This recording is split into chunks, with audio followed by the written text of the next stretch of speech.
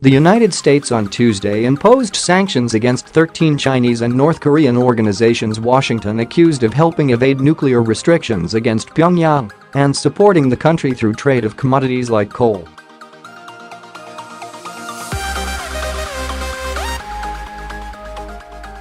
The U.S. Treasury announced the action one day after President Donald Trump put North Korea back on a list of state sponsors of terrorism on its website.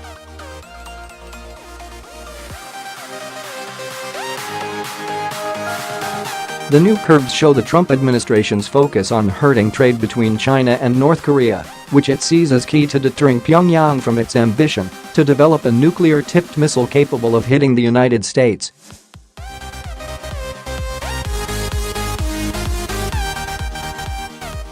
This designation will impose further sanctions and penalties on North Korea and related persons and supports our maximum pressure campaign to isolate the murderous regime, said Treasury Secretary Stephen T.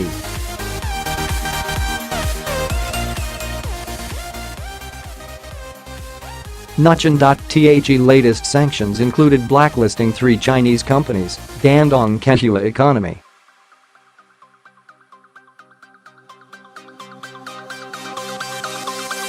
Dandong Xiang Trading Company and Dandong Hongda Trade Company, which the Treasury Department said had done more than $750 million in combined trade with North Korea over almost 5 years until August.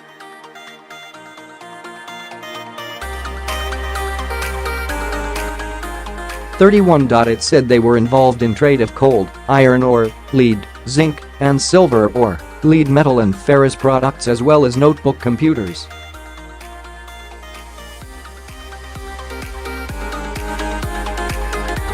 The sanctions also blacklisted Sun Sidong and his company Dandong Dongjuan Industrial Company.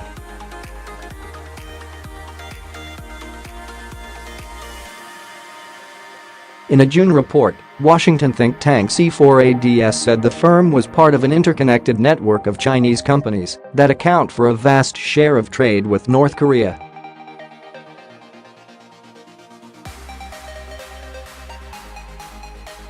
U.S. authorities have repeatedly targeted companies and individuals from the Chinese city of Dandong, which borders North Korea, in a bid to cut off Pyongyang's major export revenue from selling natural resources, such as coal.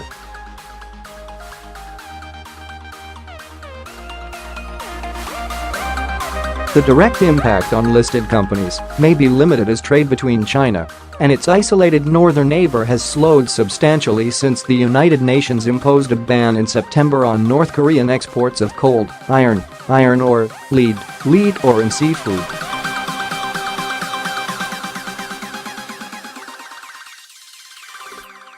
In February, China also prohibited coal purchases from North Korea. For more on North Korea, watch Fortune's video. China does not strictly enforce financial rules in the Dandong area, said Anthony Ruggiero, a North Korea expert at the Foundation for Defense of Democracies.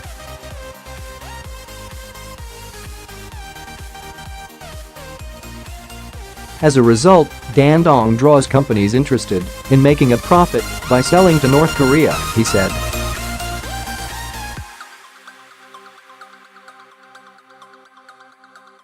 The new sanctions also hit several North Korean companies that send workers to countries such as Russia, Poland, Cambodia, and China.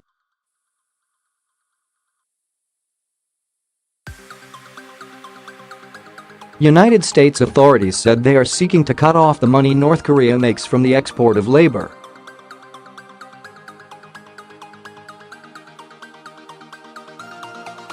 Besides targeting sources of weapons technology, the curbs were the first time the United States sought to directly attack North Korea's daily consumer trade, said Peter Harrell, a sanctions expert at the Center for New American Security.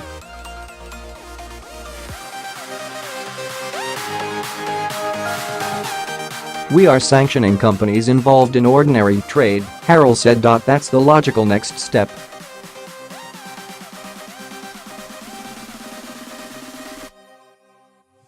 The sanctions aim to further isolate Pyongyang, said Heather Nauert, a State Department spokeswoman. adding that she did not think targeting more Chinese firms would affect Beijing's cooperation on the North Korean issue.